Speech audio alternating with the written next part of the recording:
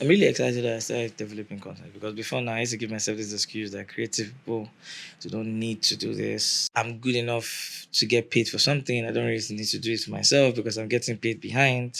I gaffed because how will people know that I'm good at what I do if I don't do this?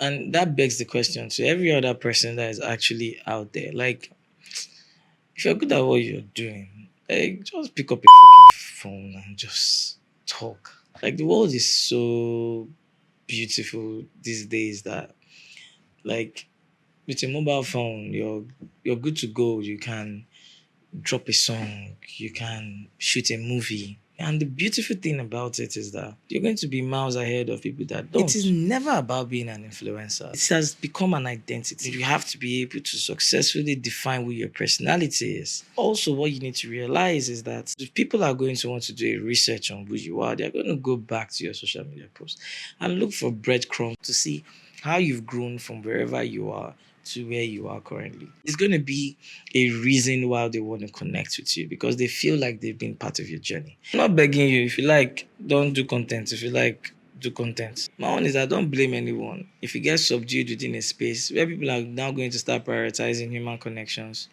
over anything else.